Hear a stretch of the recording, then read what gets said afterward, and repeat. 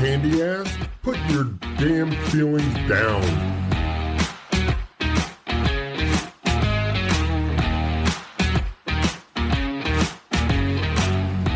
Let's laugh and drink all damn show.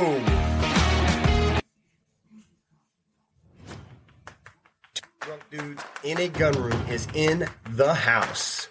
Get ready. Get your drinks. Let's go. Thank you. Let's get started, everybody. Here we go. Hey, welcome, everybody, to Drunk Dudes in a Gun Room.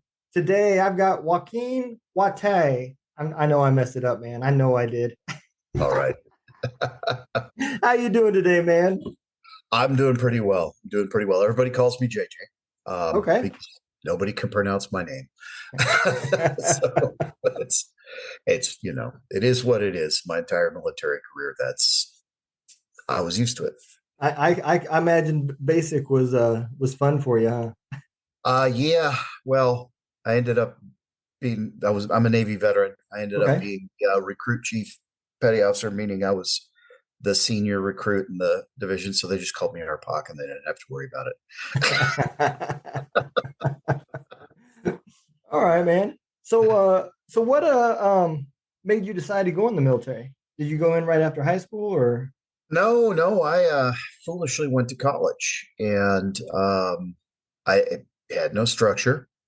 And I realized about the third year in, wait a minute, I'm paying for this. Maybe I better start paying attention. Well, at that point in time, I had about a 2.8 GPA, maybe a little lower. My grade in beer drinking was really high. Yeah. And girl chasing. I had an A- in girl chasing and an A+ in beer drinking. Well, that explains the Navy part. Yeah. So, I realized I wasn't taking advantage of what I should have been in regards to the college education. So I started applying myself, found classes that, I was interested in, enjoyed, and started studying. And I turned my GPA around from very nearly getting kicked out of college to a 3.8. Wow. And ran out of financial aid. So I got back home to Alaska, and I had been roofing during the summers for a couple of years. And I realized that was not going to, my body was not going to handle that. It was not going to, I just wasn't going to be able to handle hot tar roofing in Alaska for a career. And the money was good, but it's brutal, hard work. So I started looking around. Now, I was a music major in the Navy. And I looked at possibly joining the Air Force Band. I went and auditioned for the Air Force Band at Elmendorf, at the time, Elmendorf Air Force Base. And they turned me down, which was fine. My dad asked me an important question. He said, do you want your music to be your vocation or your avocation? And I thought about it, and I was like, yeah, I don't want to have to go play every day. Yeah. So I started talking to the Navy. And one of the things that I've always been good at from elementary school on was writing. And so rather than trying to pursue the band career, I joined the Navy as a journalist. And I had enough college credits that I graduated as an E3 from basic and went straight to A school. It was all locked in, which was nice. Yeah. My recruiter never told me a lie. He was very honest with me, and I went in. Look, I'd been working construction for several years. Boot camp was easy.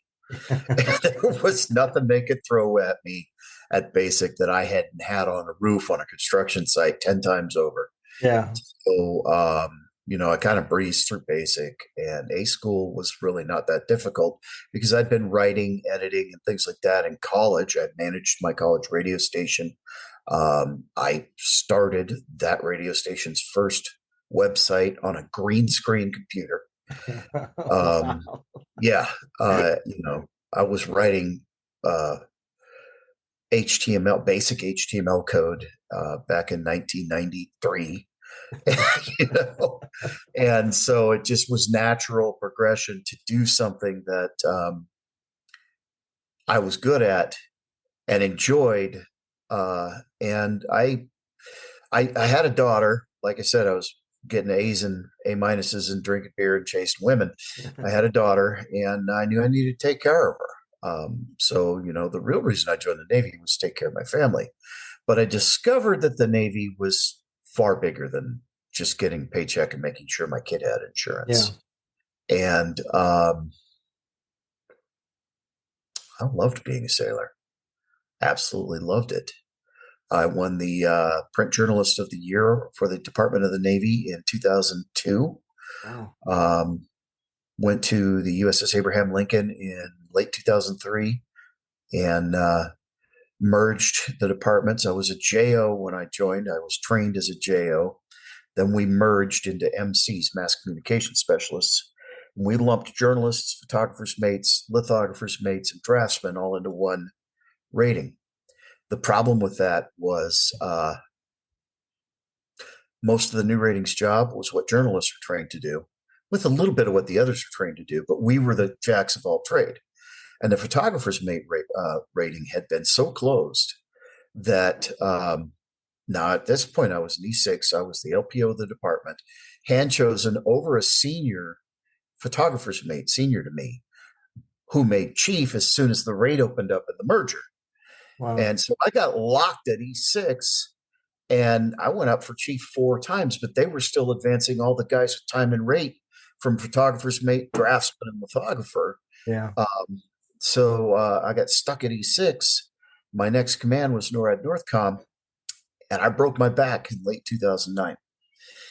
And it took the doctors a full year to find the fact that I had broken my L5 vertebrae. And during that period of time, they got me hooked on painkillers. They got me off the narcotics and onto I can never remember the name of it. It's a synthetic narcotic that's supposedly not addictive, but it's short term. And I'd been taking it for about 4 or 5 months, and I was having hallucinations. I was all kinds of shit. And the doc looked at me and said, "This is a short term med. You're not supposed to take this for this long." And I'm like, "Well, something's still wrong with my back." They still hadn't figured out what was wrong with my back at that point in time. Anyway, they finally found the broken bone, my L5 vertebrae, and they did a fusion. But here's the problem. I had PTSD. I didn't know it. And so before I broke my back, I was self-medicating. I was self-medicating with alcohol. I was self-medicating with excessive overexercise. When I broke my back, I was in marathon condition. I ran between 10 and 14 miles a day. Wow. And every day, I was literally running my body into the ground. I probably broke my ankles with avulsion fractures, probably 3 times each, maybe more. My knees are bone on bone. I was doing everything, but everything I was doing, unknowingly, I was self-medicating. I was doing it because something was wrong in here. Mm-hmm. And I didn't know. There was no diagnosis. I just had a broken back all of a sudden. And when I couldn't go do all that heavy duty training, my mind, I lost my mind. I went crazy. Yeah. I got surgery after about a year. And about 2 months after surgery, ended up spending a little time in the Grippy Sock Hotel and was diagnosed with PTSD finally. And when I was discharged medically in 2011, I was on the zombie cocktail. I was on 13 different medications, 30 some pills a day.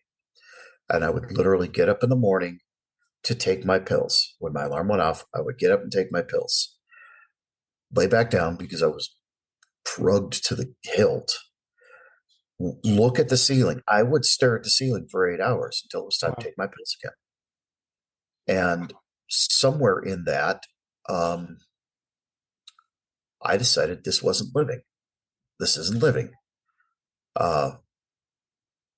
My wife was my second wife at the time. She said, "Well, I think you need a service dog." And I was like, "Okay." I didn't know what a service dog was. I didn't know anything about it. I said, "Okay, whatever." and she had convinced me that she wanted to breed Malamutes, and so we had from our first litter. I the day that he was born, I knew that this little guy was going to be my dog, and he actually literally fit in the palm of my hand the day he was born. He weighed 16 ounces, 1 pound, and now this is not normal. First of all, most of the time you don't breed your own service dog. Second of all, Right. have understanding that that connection was there and that that's your dog the day the dog is born, not normal. But I knew that was my dog. He's 13 now, and he's retired, and he's on the bed in the other room with Mama. But he worked in public after I got done training him for a little more than 10 years solid, and he earned being a grumpy old man. Malamutes, he's 100 pounds, Yeah. full purebred Alaskan Malamute. Anything after 9 years is a blessing. And like I said, he's 13. He should have died a few years ago. He ain't shown any indication of wanting to do that anytime soon. He's going to be old and ornery, and he's literally Clint Eastwood from Gran Torino. He's get off my lawn. He really is. He's a grumpy old fart. But I'll tell you what, that dog saved my life more than once, and literally saved my life more than once. And I owe him his grand retirement, being old and ornery and sassy and getting spoiled. I owe him that, because I wouldn't be here if it wasn't for that dog. Yeah. I can relate. So in some instances, I didn't realize I had PTSD, and I tell everybody, they think I'm joking, but when I retired out of the Army, I didn't think I was fucked up. I thought everybody else was fucked up. Well, I mean, see, here's the thing. And I've done a lot of research, and I've done a lot of discussion. And I've done all the treatments. They gave me all the drugs. I did cognitive behavioral therapy, cognitive therapy. I did the shocky shock thing, EMDR. Mm-hmm. It's not a shocky shock thing, but the EMDR. I did group. I did all that shit. Nothing was helping me. Yeah. And one of the things I learned, though, at the time in Colorado Springs, one of the docs that the military, the Army, was farming vets out to via the VA, and I was in this weird limbo for more than a year while I was boarding and everything. And this doc happened to be one of the foremost researchers in PTSD, and he explained something to me that made a lot of sense. And at the same time, now he was a psychologist. Mm-hmm. My psychiatrist was drugging the shit out of me. At the same time, I'm seeing a psychologist who's doing the behavioral therapy and doing these other modalities with me. And he explained something that made a lot of sense, and it's this: PTSD is I don't call it a disorder. I call it post-traumatic stress. PTS is your brain's physical reaction. It's actually a physical reaction. The neurological connections in your brain change. They bypass your reasoning center and go straight to the lizard brain, to the reaction center, and it's what keeps you alive. It is the instinctual response to extreme conditions, and it allows you to stay alive. Now, I'm not a combat veteran. It was we responded when I was on Lincoln to the tsunami in Sumatra, in Southeast Asia, and it was literally thousands and thousands of bodies. I completely shattered my entire world. I know from firsthand, from walking down the streets, what biblical destruction is. Yeah. There's still to this day things I can't smell without having flashbacks. But my brain perceived that this was a threat. I was in danger, short-circuited, so that I was in fight or flight response, and that's what kept me alive. In the Army, I don't know if you're a combat vet, but combat, same thing. Cops do, firefighters. Yeah. You're in imminent danger. Your brain short circuits and gets you right straight into fight or flight response. It's a natural response. The problem is once those neurological pathways are reworked, they don't change. They're stuck there. That makes sense. So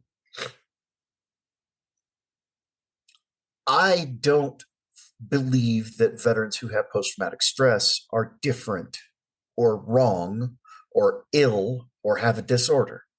It is the body's natural response to preserve itself. And I think that it's a gross misnomer to call it a disorder.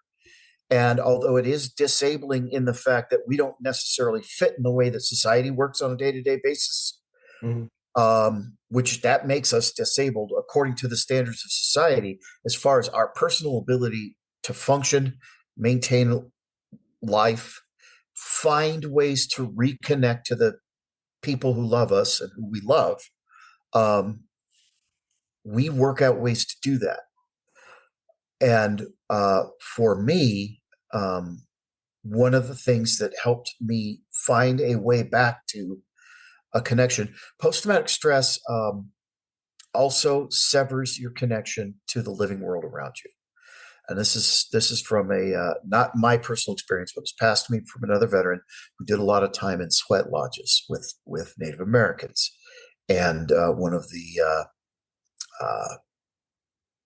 shaman, or I don't know what you'd call what the right word is, but everybody understands what a shaman is. Yep. One of the shaman told him that what the spiritual problem was that he was disconnected from the world around him. Well, that resonated with me because I was essentially just a zombie. I was dead until my wife put that little 16-ounce puppy in my hand. And all of a sudden, a connection formed. And as that puppy grew, that connection grew. Skeeter is my brother. He may have fur and 4 legs, but that's my brother. I've called him Bubber his entire life. He's my brother. And he started teaching me how to reconnect with life. And I am without, well, I have his successor with me, but and he's here. I mean, he's not gone. He's not dead yet. I have a successor who is an English Mastiff, who we call Munchie.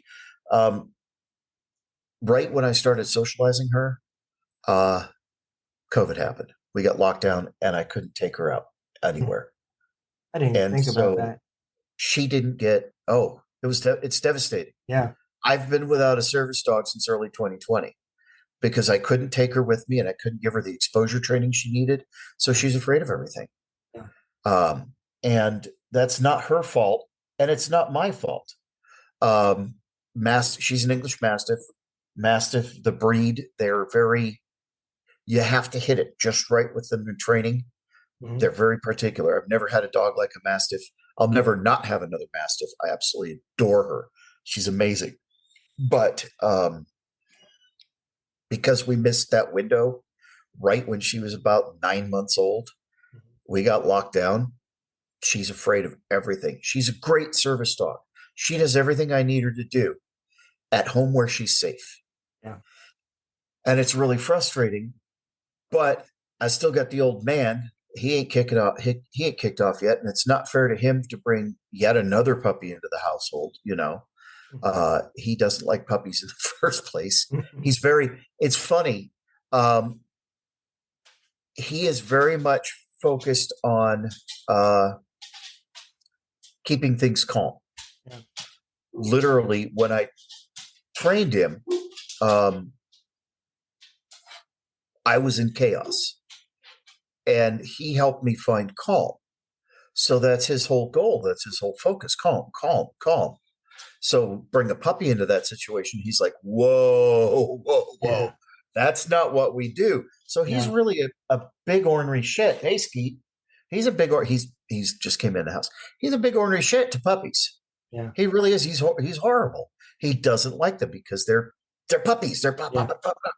It's the same reason he's not a real big fan of little kids. He would never bite a child. He would never bite, but he tries to herd children, small children, into a circle and keep them in one spot so they're calm. And it's hilarious. I need that at my house. Yeah, right. And he is a 100-pound dog who people think mistakenly is a wolf.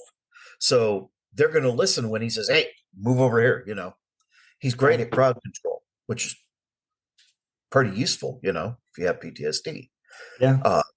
And another thing that's really useful is because of his size, people don't. Twofold. People won't approach me because they're afraid because he's huge, Yep. or oh my god. Yeah. In which case, and we'll talk about that. We'll get into that. So let's get with some of the stereotypes, right? So I'll give you a little bit of my background, and this is where I started learning about it. And I wasn't looking for a service dog or anything. And when I got out of the Army, I was that guy you just described. I thought what I was doing was normal and everybody else was fucked up. But I would go home, I would have dinner, and then I went to the bedroom. And I stayed there until the next morning when it was time to leave. Mm-hmm. And I felt comfortable. That's where that was my place, where that was my calm. Well, when the calm and the storm started changing and I was retiring and my life became chaos, things started getting worse for me. And I couldn't find a job when I got out. I was a mechanic, and that was after 2008 when, slowly the economy hit everything and Ford dealerships started closing and all that stuff. So I ended up starting my own trucking company, which was, a mistake for somebody in my condition, but I did. And it put me in a truck driving 600 miles a day by myself, thinking for 6 weeks at a time. And Oof. it just got worse and worse and worse. And so my son and his girlfriend, they had some puppies, and I didn't really know what I needed, but I knew I was lonely. Mm-hmm. And so I took one of the puppies, and it was just like what you said. I picked her out from a picture, and I knew instantly that was going to be my dog. And she was in the truck with me for about 2 years before I closed the business. But I had those same thoughts of, maybe getting training and finding somebody to help and make her a service dog. Well, that's when I started realizing that industry can also be very crooked too. And when you start coming across all these places where, literally their advertisement is take your dog anywhere with our certificates, you know? And I started seeing, I said, man, it just made me sick, you know? And then it happened in my own family. My brother and his wife showed up. They were homeless, and they showed up and they found a service dog blazer to put around their dog, and they called her a service dog, you know? And that dog was far from service of anything, you know? Yeah. And I got to where I really didn't trust anybody, and having her so long, I became so attached that that alone helped, Mm-hmm. you know. Well, I had somebody that trained service dogs. He had a PTSD dog, and he offered to train my dog, and I ended up turning it down because I didn't want to part with her for the time that it was going to take for him to do it. So I still don't have a service dog, but having her, makes the world. But I think there's a stigma, and that's kind of what I was getting at. There's kind of a stigma that because of all that, and you see people with dogs or whatever, and you instantly start looking negative at it because you feel like, and part of it was from the media, that everybody's out there trying to get a service dog so they can take their dog anywhere and everywhere. Yeah. Have you kind of came across that same? Well, so like I said, when my ex-wife said you need a service dog, I was like, okay, I didn't know anything about it. Mhm. Well, I'm a trained journalist, so I started reading. Mhm. I started Googling and I came across just get our certificate, take your pet everywhere. I saw that stuff and I'm like, wait a minute, that doesn't make sense. It doesn't. And I read, now this is back in 2010, 2011 time frame. I read, what was it? It was Canines for Warriors was just starting to launch. And I read their stuff and I just, the things at that point in time that were being portrayed in the media didn't make sense. Mm-hmm. So I started looking more into it and I discovered the Americans with Disabilities Act. Oh, okay. Well, they told me I'm disabled. See, I never considered myself to be disabled. The Department of the Navy informed me I was disabled. The Department of Veterans Affairs informed me I was disabled. And the Department of Social Security said, yeah, you can't work. And I've been there ever since. Then I ran into the whole VA nonsense of 60%. Not service connected. They finally, I kid you not, at the 10-year marks of disability, they finally acknowledged that my knees are actually the Navy's fault. Yeah, I'm going through that on same steel thing. decks, Yep. They finally owned it. And anyway, so I started reading and I discovered the Americans with Disabilities Act. And I discovered this magical document in the ADA, and that is the Frequently Asked Questions About Service Dogs, published in 2010. And I believe it might have been amended in, not amended, but some clarifications were made, I believe, in 2015. But the Americans with Disabilities Act, and in particular, and very specifically, the section about service dogs, defines a service dog. Okay, so one thing I learned was that what the media is portraying, and these people selling certificates online, that's not what makes a service dog. Right. Okay, so here's the definition of a service dog. A service dog is a dog, or in certain cases, a miniature horse, that is individually trained to assist a disabled individual with their disability. That key word there, that very important word, is individual. The dog is individually trained, just that dog, to assist an individual, just that person. So when you break that down and start to think about it, the first condition for a dog to be a service dog is you have to be disabled. Okay. The second condition is that the dog is trained to assist you with your disability. Whatever that dog's action that assists you may be. For example, I don't just have the psychiatric disability of post-traumatic stress, but I broke my back.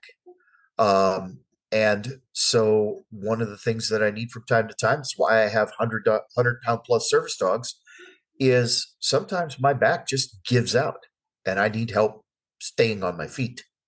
And if I end up on the ground, I can't just get up. I have to be able to climb up on something.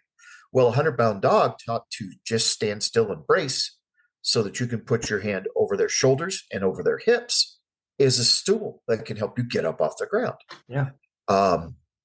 So, those are specific actions designed to help my disability. Another thing is there's argument about this. There's a thing called deep pressure therapy. That's where a dog that weighs at least 50, 60 pounds lays across your midriff, across your lap, tops of your thighs, and on your middle section, creating weight there, right? That weight, that pressure, it's a lot like a weighted blanket or a weighted vest. That pressure can actually help relieve pain, and it can help relieve anxiety. Okay. And that's a legitimate trained task. And here's why there's argument about whether or not that's a legitimate trained task. Here's why I say it is. Excuse me. I say that is a legitimate task that assists the disabled person because, first of all, you can't tell me whether it helps me or not. But I can tell you when my Mastiff lays across my lap, the pain in my lower back that I live with constantly eases up.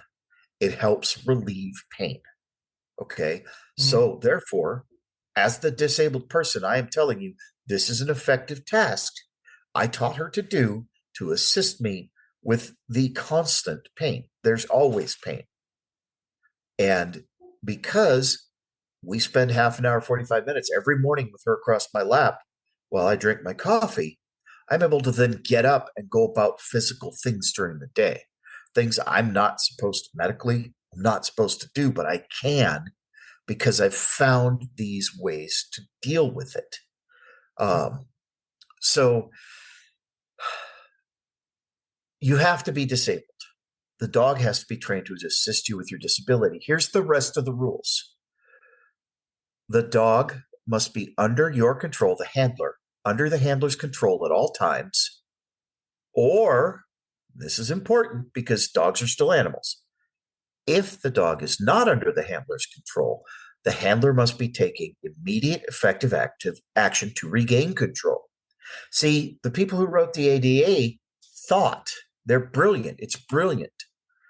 They remember that dogs are still dogs. They're not robots. If they were robots, then we'd have service robots, but we don't. Okay. So if something happens and the dog isn't behaving, as long as you get the dog back under control, it still qualifies as a service dog under the ADA. And the last thing is the dog must be thoroughly housebroken. Okay. Now here's the cool thing, but also the thing that can get you into trouble. If your dog's trained to assist you, you're disabled. Dog's trained to assist you. Doesn't matter who trains it. Disabled people have the right to train their own dog. It says there, right in the law. Why? Because it can be grossly expensive. It can be stupid expensive. If you go buy a trained service dog, and most of those are scams anyway, but you go buy a trained service dog, you're looking at $20, $30, $40,000. I know of an organization that takes reservations for 3 years out, and they charge $75,000 per dog. They also happen to be a scam and are embroiled in lawsuits. But people were paying them that. People were coughing up that money because people are desperate for some kind of help. Yeah. But you have the right to train your own dog. And as long as your dog fulfills those requirements, trained to assist you with your disability, under your control at all times, thoroughly housebroken, according to the law, that is a service dog.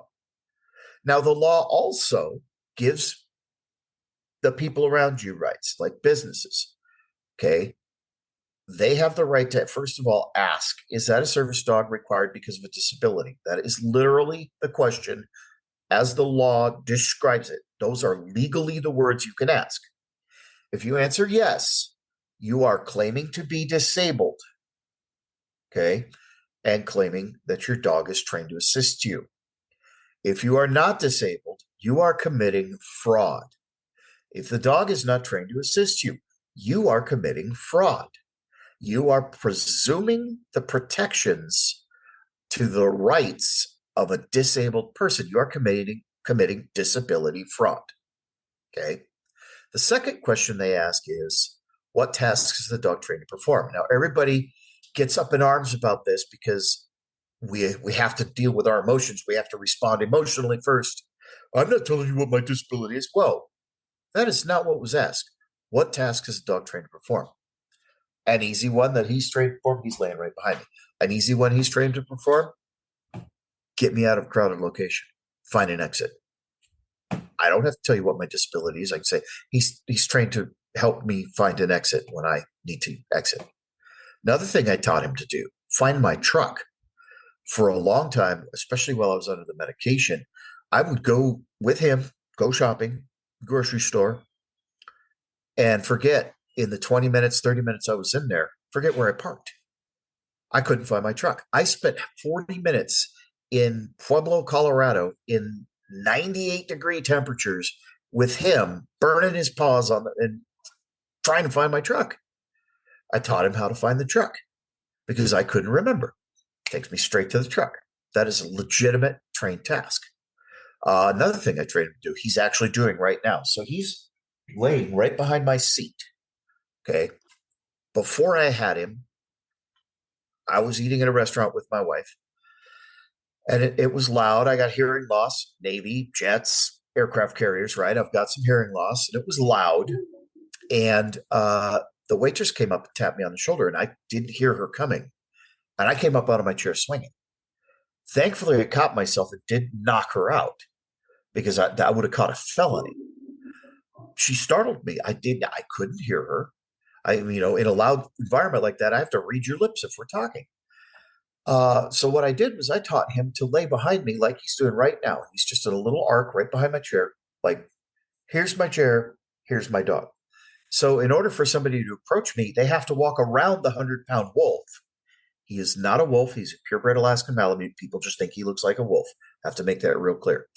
They have to walk around him, and I could see him, and then I'm not startled. Directly effective response to a PTS trigger event. Doesn't happen anymore because the dog's blocking. Okay. So again, if I tell you, he provides, so I call that he provides space around me so that I don't get startled. Don't have to tell you what my disability is. Now, there have been situations where restaurants or stores have wanted to argue, well, that's not a real task. According to the law, you can't say that. Because again, who are you to say whether or not that affects or assists me with my disabilities? None of your business. The only person who could have any kind of opinion on that is my psychologist. Period. Yeah. Are you a psychologist? Do you know what my history is? Shut the fuck up. So that's one of the things I learned, though, is, well, I don't have to go to some organization. I can train my dog myself. So I did. And about 13 months of age with him, 14 months, a little over a year, my wife got another puppy, a little bitch to breed. And that's when I discovered he's not a fan of puppies. He did not like her. And after about the third time, he snapped at her. My wife said, "You better take that dog to training or I'm going to get rid of him. I'm putting him down." And I'm like, "Hell, you are. That's my brother." So what I did was we had a PetSmart. We lived outside of Pueblo, Colorado. We lived a little bit east of Pueblo. And there was a PetSmart or Petco, PetSmart, I think. It doesn't matter. One of the pet chains in Pueblo, right on the north side of town. And they had just hired a fabulous trainer named Jason. I wish I could remember his last name, but he happened to have just graduated with a degree in animal behavior. He was a behavioralist, and he was teaching their training classes. So I paid a whopping $125 for a 6-week basic obedience, AKC basic obedience course, right? And I went in, met Jason, explained, introduced Skater, said, "This is what's going on. I need him to be my service dog, but he's being ornery." And so we started going to classes. By the third class, Jason pulled me aside and said, "Look, this dog is perfectly well trained. You're just not communicating to him right." He says, "It's not a matter of the dog not being trained. It's a matter of you being able to talk to the dog." By the end of that class, we not only got our Canine Good Citizens certification, but we were so far ahead of the rest of the class. Once it clicked in my head that I needed to communicate to my dog, I needed to pay attention to my dog, I needed to trust my dog. Once that clicked in my head, we took off. He got his Canine Good Citizenship and his Advanced Canine Good Citizenship certificates in 6.5 weeks. Because the problem wasn't that he wasn't well trained. I trained him very well. The problem was I wasn't communicating to him correctly out in town, out in the public. Right. And by the time we graduated, I lacked the confidence. That's what happened was the trainer taught me. He said, "I can't teach this dog anything. It's you that's the problem." He trained me. And that honestly, most dog trainers, especially if they have a behaviorist background, will tell you that the problem is not the dog. The problem is the person. It's the 2-legged idiot on the end of the leash, not the 4-legged good boy down walking her out. Right. You need to learn to communicate with your dog. And once that barrier broke in my mind, and I've done things with this dog. We traveled across, while I was researching my first book, we traveled across the country a total of 6 times. We went from Michigan to Oregon to Michigan back to Oregon, to North Carolina, Texas, Oregon, and back across through Texas and back to North Carolina when we finally moved here. And I was stopping. I went through Ohio in one of those trips. I think I went north the last trip. Anyway, I interviewed a veteran at the Mayo Clinic in the Mayo Clinic in Cleveland. In the clinic, in the cafeteria of the clinic, we went right in, did everything because he's a trained service dog, and interviewed another handler at the Mayo Clinic. We interviewed handlers. We went everywhere. Nevada, Reno area. We went all over the place to talk to veterans, got interviews in order for me to put the book together. He's traveled very well. But the only thing I haven't ever done to him is put him on an airplane. We've never flown, and that's because he's a 100-pound dog, and I'm not a small man. And I never liked flying even before post-traumatic stress. But after, there was a lot of flying in Sumatra. That's how we got in and out. I'll never set foot on a helicopter again. So, after everything went down, flying became something I'm just absolutely not, it's not good. So why would I cram myself into a little airplane and then force him? Not that he's not capable. He'd lay down right at my feet and do his job. But I just decided it wasn't worth the stress for me. There are things I don't do anymore. Period. With or without a service dog. There are things that I just don't longer do. And I'm okay with that. I've learned to do other things and find fulfillment in other ways. Right. But yeah, so one of the biggest issues I found, I asked the VA and they're like, hey, we don't know anything about service dogs. We can't help you. And I've talked to this day, that was back in 2011. Okay. To this day, unless you find, there are exceptions, but to this day, the VA is going to tell you, we're not going to help you with a service dog. That's just, it's a cultural thing with the VA. They told me that there hasn't been enough science to prove one way or the other. Okay. So see, now through the VA system, I have managed to have some incredibly good psychologists and psychiatrists. Mm-hmm. When I lived in Michigan, I had a psychiatrist who was practicing. He was VA psychiatrist in Traverse City, Michigan. And I had to drive up there from where I lived in Cadillac to see him once a month. He happened to have been the doctor, one of the doctors who studied Minipress. It's a blood pressure medication in the 70s. And they studied it with Vietnam veterans. And so they were studying this blood pressure medication, right? And one of the things that the Vietnam veterans were reporting was that this drug, when they took it, they were having less nightmares. So the VA psychiatric department started using this drug, prescribing it to assist with reducing nightmares. And what's the other name? Minipress is the commercial name. See, I haven't taken it for a few years, so I can't remember. So anyway, the way it works is it lowers your blood pressure. So if there's less blood going around in your brain while you're sleeping, brain isn't as active, so the nightmares are reduced. How did they know that Minipress reduced nightmares? By patient-reported outcome. Okay? They don't know if there's a chemical reaction in the brain to the drug that changes the neurons that make nightmares. They don't know anything like that. They know that Vietnam veterans who were taking this for blood pressure were reporting less nightmares. Okay? Okay. So through a patient-reported outcome, they decided this is effective for nightmares, and they started prescribing it for nightmares. Here's the thing, because I was on like 300 milligrams of it per night at one point in time. I have naturally low blood pressure. In fact, when I went and saw my doc 2 weeks ago, my blood pressure was 108/74. Now, I also have severe sleep apnea, which we were learning around that time. Take somebody who stops breathing 116 times an hour and lower their blood pressure. Yeah, it's a dangerous mix. That is a recipe for a potential cardiac incident, for anoxia.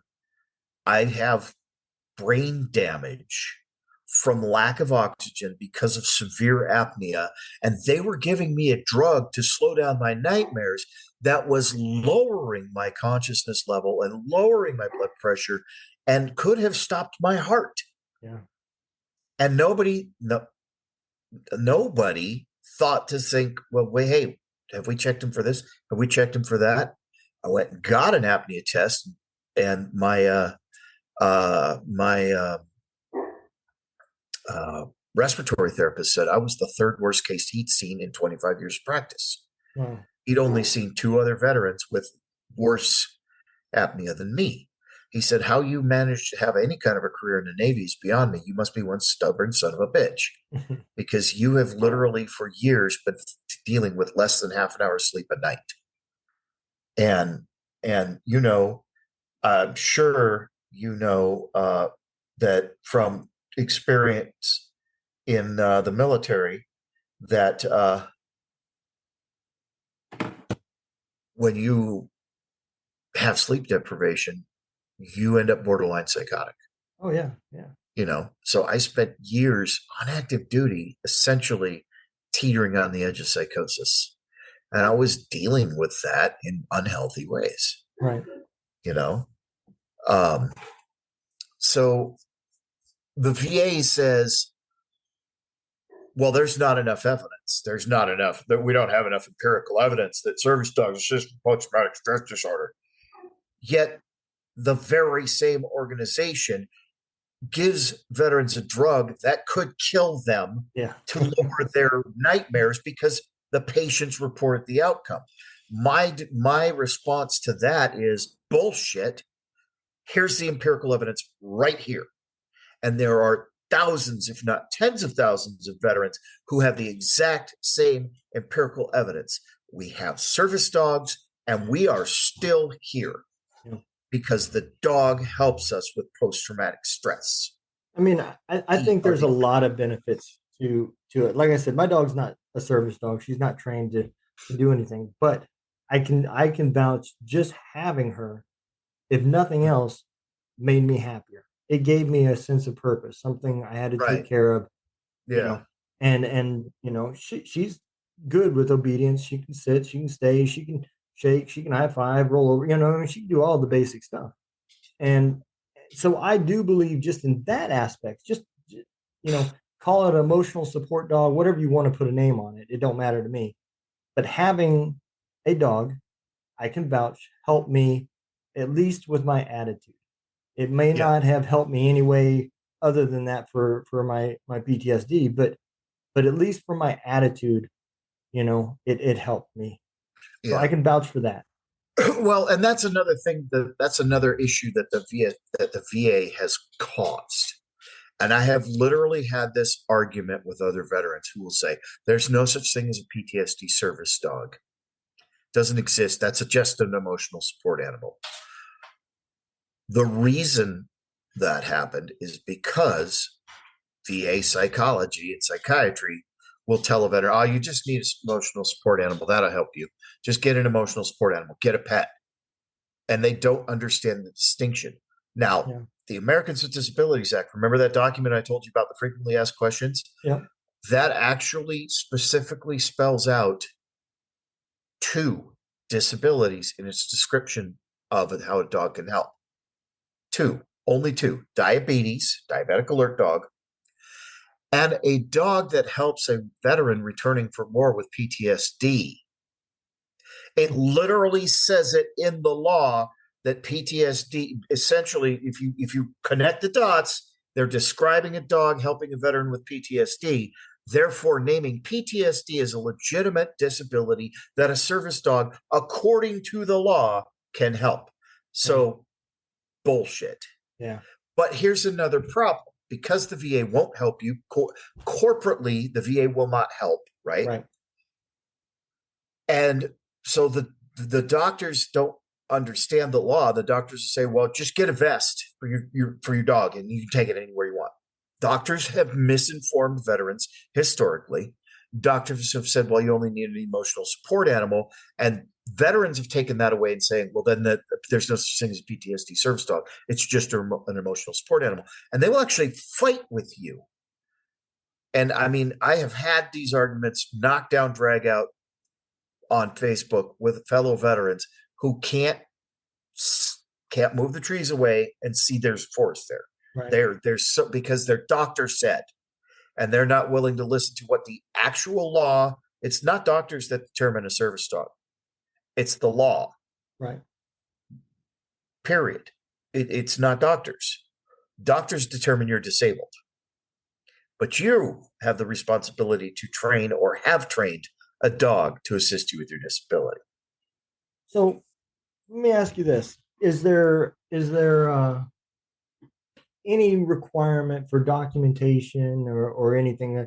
Is there a third party agency that you have to take your dog to and it has to pass tests and get stamped off and say, congratulations, you can chase beer and girls now because you graduated college? No. No. So the other thing that document, again, it's and I will make sure you have the link so you can post them in the podcast. The document says that there are no registration certifications required for a service dog. Again, what is required is that you're disabled and the dog's trained to assist you with your disability. Okay. And that's the very basic level, period. Then the dog must meet these other criteria. So it also states, and I actually have it in the book here so I can read it to you verbatim. It states that there are organizations.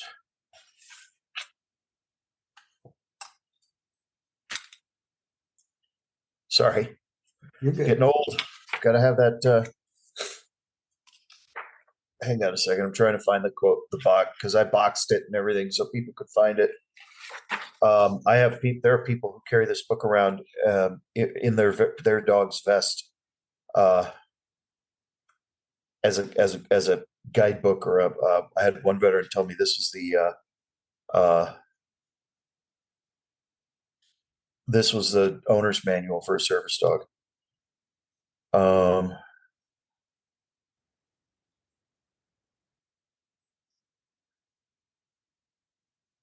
Oh, good. Of course, I can't find it.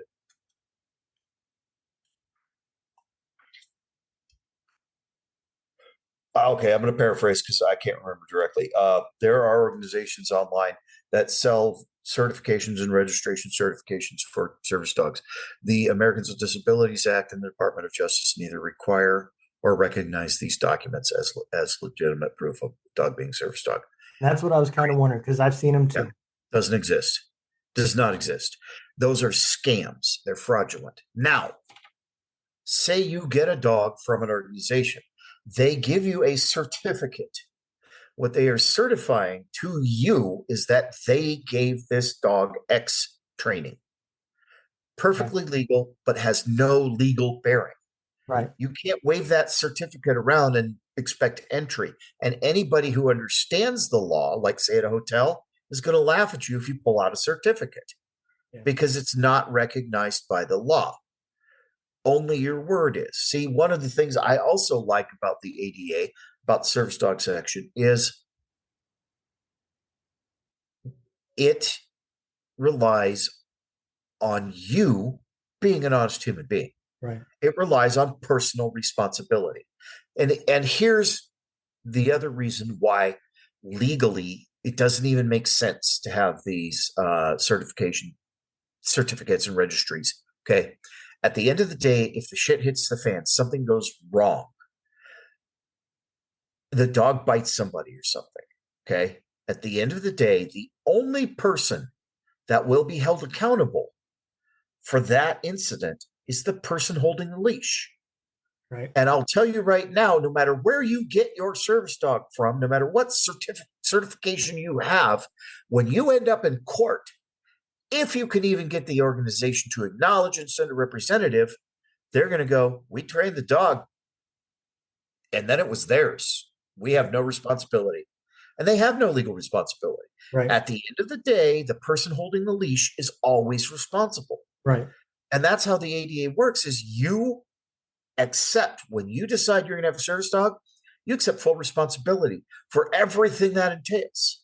Yeah. And a lot of people, the one of the reasons I wrote the first book is because so many people, veterans, had no clue. They just went to Battle Buddies or Battle in Distress or whatever organization. I'm throwing out names, and they're probably not even the right names. They just went Canines for Warriors. They just went to Canines for Warriors, and they got this dog. It's a newly minted, handy dandy dog. But see, the other drawback of most of those organizations is they don't teach you your rights. Yeah. They don't teach you that those rights come with responsibilities, and that if you're not fulfilling those responsibilities, you disqualify your dog as a service dog. Okay? Perfect example. This happened to me. Skeeter is a dog. He got into the trash during the night. I'm like, oh dear, whatever. Clean it up. We go about our morning.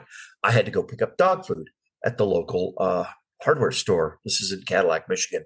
Hardware store had really good dog food at good prices. We go in, and Skeeter all of a sudden just starts freaking out. And I'm like, what? I'm like, knock it off. Get over here. Focus. Got him under control, right? Well, he was freaking out for a reason. He got into the trash the night before, and he had the squirts. And he's like, fine, you told me no. And he let fly right there in the store. And I'm like, okay. One of the number one things I tell handlers is listen to your dog. Yeah. Listen to your dog. He's freaking out for a reason. He's trying to get my attention. Why is he trying to get my attention? I wasn't paying attention. I was mission oriented. Get the dog food. Get the dog food. So the responsible handler does what? Well, first of all, I got him straight outside. I'm like, I'll be right back. There was an accident. I'll be right back. I'll take care of it. Got him out in the grass, and the poor guy evacuated his bowels. It was terrible. He was sick as hell because he got in the garbage, because he's a dog, and dogs do dog shit. So we got him drained. I threw him in the truck. I came back in. I asked for cleaning materials. I said, I am really sorry. He got in the trash last night. He got sick. I need to clean this up. And they gave me a spray bottle cleaner. They gave me a big pile of paper towels, and I cleaned up my mess because that's my responsibility. I apologized profusely. They said it's not a problem, and when he's feeling better, feel free to bring him back. He's one of the best dogs we've ever seen. I got my dog food, loaded it in a truck, took him home, and babied him the rest of the day, fed him rice for dinner. Okay? So remember what the ADA said. If the dog is not under the handler's control, the handler must be taking immediate effective action to regain control. Okay?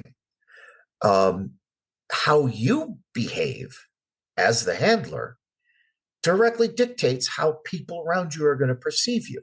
Right. Okay? Now, another story. Skeeter and I walk into Walmart. The number one place where veterans learn that they have PTSD, fucking Walmart. Yeah. I have my own theories about that, but you want to have a PTSD breakdown? Go to Walmart. Skeeter and I walk into Walmart, and at the time, this was pre-pandemic, there was a McDonald's right inside the door on the left. And so we would go at 6 a.m, go do the grocery shopping, go get breakfast at McDonald's, sit down, have a cup of coffee, and an egg McMuffin, right? And so we're sitting down, I'm having my breakfast. He's being his good self, doing exactly what he's supposed to do, lay down right behind me. And we can hear across the store. And he looked at me and I looked at him, and I'm like, okay. Anyway, so we're shopping. We're doing what we need to do. I had to go get a new egg pan. So I'm going towards that direction of the store where the little yap dog was. And so I'm literally looking at egg pans, and I can hear this harness on this little yap dog jingling. And so I said, Skeeter, focus, watch me, sit, watch me.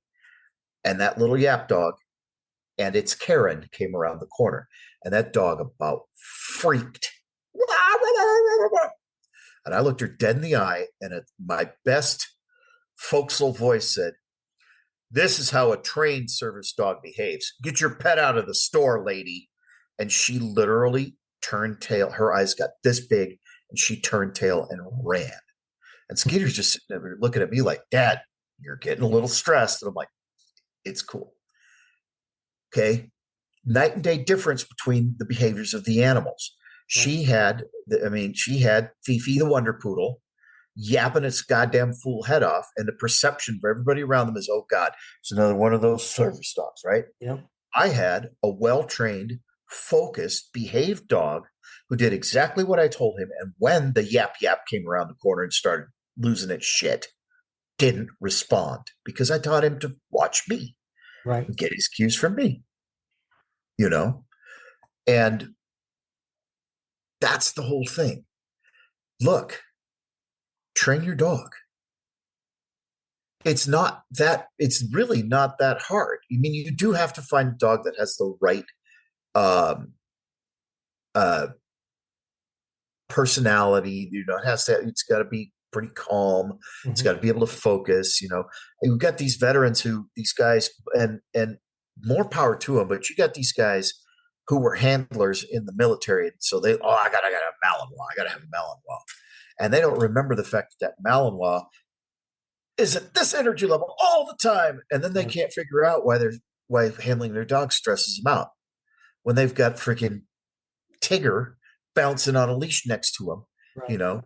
Whereas I picked Skeeter. I grew up in Alaska, and I spent a couple of years while I was in high school mushing dogs. And I had very, very familiar with Huskies and very familiar with Malamutes.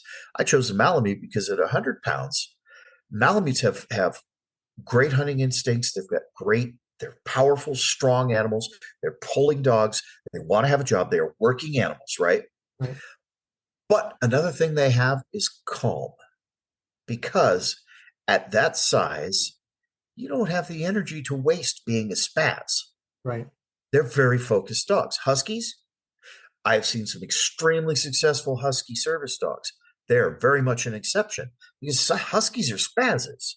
They're race dogs. They're let's go. Yeah. But you get the Husky and you focus on convincing the Husky that they do have a job and it's to help you, and they settle down. That's one of the things that trainer, that Petco trainer taught me, was the number one key to training a Malamute is convincing him that it's his idea. And I went, oh yeah, that changed everything in the dynamic between he and I.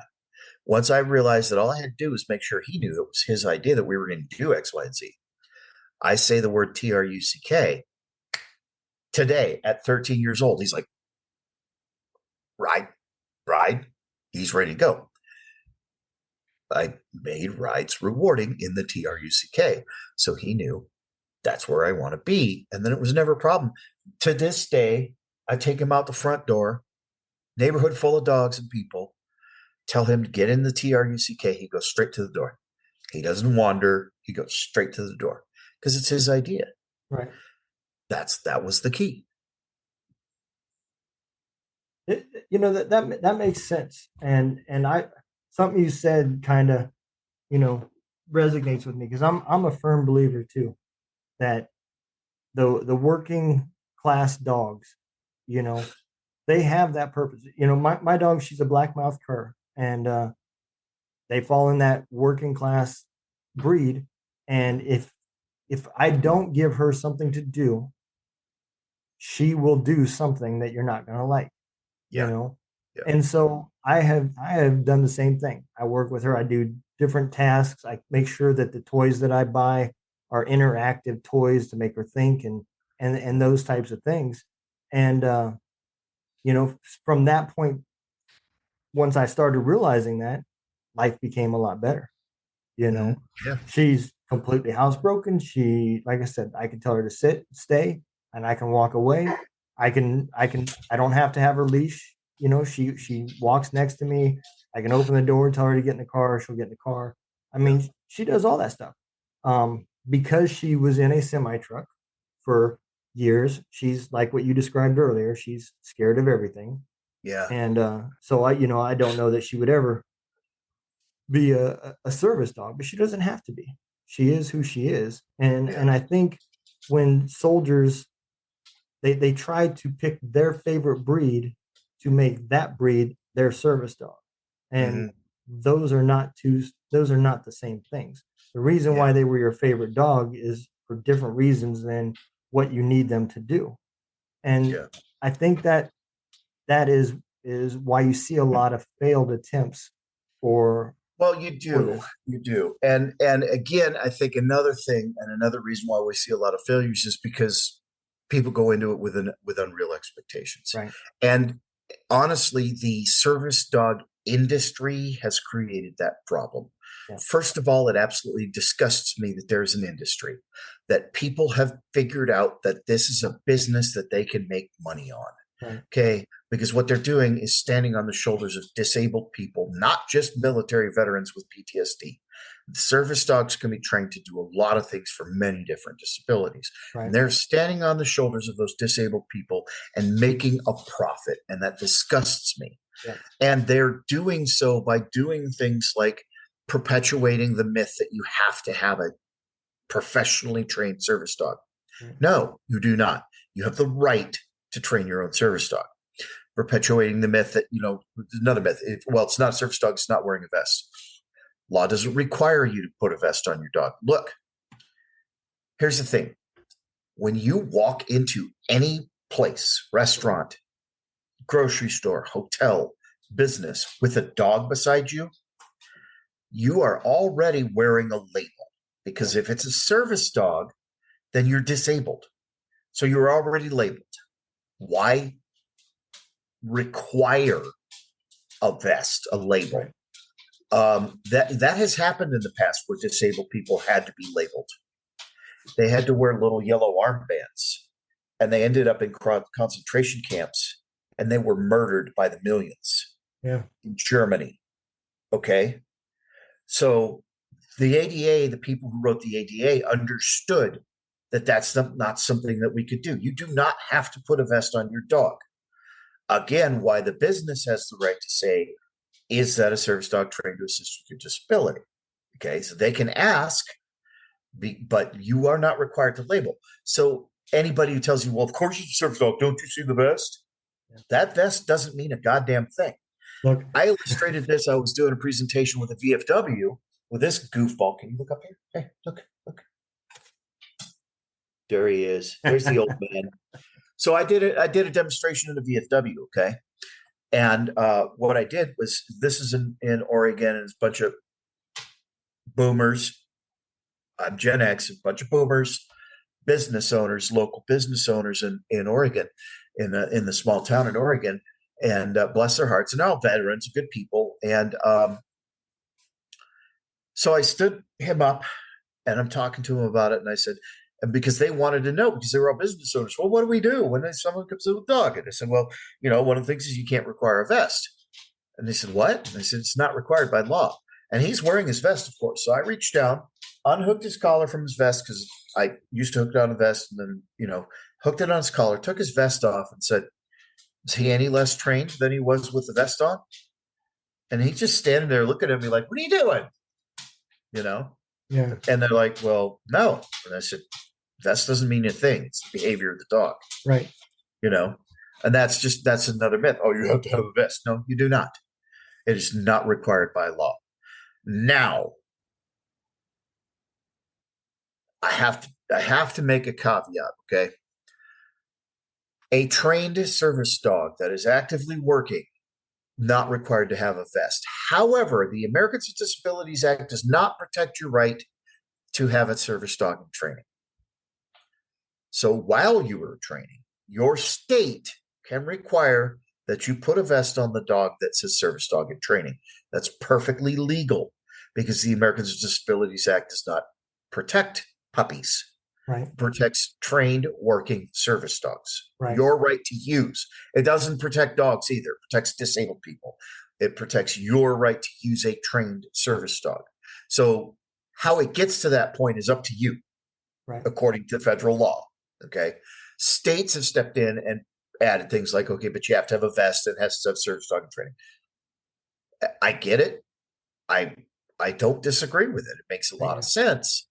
And then it gives you the ability at some point in time to say, we're ready, and rip that in training off. Right. Okay.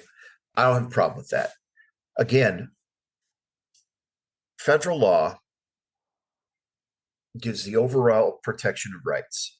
State laws, according to the Americans with Disabilities Act, the Americans with Disabilities Act takes precedence unless the state laws are more permissive, which is why the state saying if you're training it, it has to have service dog and training on its vest. It's more permissive because the ADA doesn't protect service dogs in training. Right. So the state is, but you got to do this. Okay. So people want to get up in arms about that. I don't want to wear a label. You already labeled. You're wearing a label. You just walked into a restaurant with a pit bull next to you. Yeah. You are wearing a label. Yep. You know? And that's what people don't understand. I don't want to wear a label. There's a dog standing next to you. You're labeled. Yep. Yeah, you're absolutely right. Anybody who has any common sense knows, oh, that's a service dog. That person's disabled. And then you get well, you don't look blind. Because people still don't understand. Look, I'm diabetic. One of the ways he has literally saved my life, I didn't teach him to do this. He figured out something was wrong with me. My blood sugar was below 60. I was slipping into a coma, and he wouldn't let me pass out. And I was homeless at the time, was living in a tent, and nobody would have found me for at least 3 days. They would have figured out something was wrong when I stopped answering text messages on my cell phone. Yeah. And then somebody would have come looking for me, and I would have been dead a couple days by then. Okay. He figured out something was wrong by the smell. They can smell your breath. They can smell your blood sugar changing. He came, headbutted me, just kept ramming me. And I'm nodding off like I'm going to pass out. He keeps ramming me. And finally I'm like, what? I got up. And I was so out of it, I cooked myself a full meal. Like I made myself fried rice. That takes almost 20 minutes, half an hour. How I was still standing, I don't know. I ate it, started waking up, took my blood sugar, and after I ate food and started processing and my blood sugar started coming up, after that, my blood sugar was 70. I was down. I was so out of it that I didn't realize I literally had a bottle of juice in my cooler, and I could have taken a couple swallows of juice, got my blood sugar up like that. Yeah. But I was so close to being gone that what I could do was cook a meal. I opened the cooler to get eggs out for my fried rice and looked at the juice and kept cooking. Yeah. You know, that dog saved my life. I would have passed out. I would have gone into coma. I would have been gone, you know? Yeah. And so I started paying attention to my sugar. And every time it started getting low, if he'd nudge me, he'd start nudging me. I'd give him a treat, tell him, good boy, I'd take care of myself. I'd take a glucose tab or eat something or whatever. And so I taught him by just simply, every time he noticed and nodded and nudged me, I would check my sugar and he was right. And he'd get rewarded. And so that became a trained behavior. Now, the ADA says the dog must be trained to do work or perform tasks, and those are two different things. Work is not commanded. So his immediate automatic response to my blood sugar dropping is work. Me telling him lay down behind me so that he's blocking for me is a task. Right. Okay. Both are legitimate under the law. Okay. Both can be trained. Another thing that is work, I taught him to interrupt my nightmares. He would lay on me, hold me down because I would flail while I was having nightmares and lick my face and wake me up. And every time he did it, I had treats next to the bed. And I'd just give him a reward. Good job. Thanks, buddy. Good job.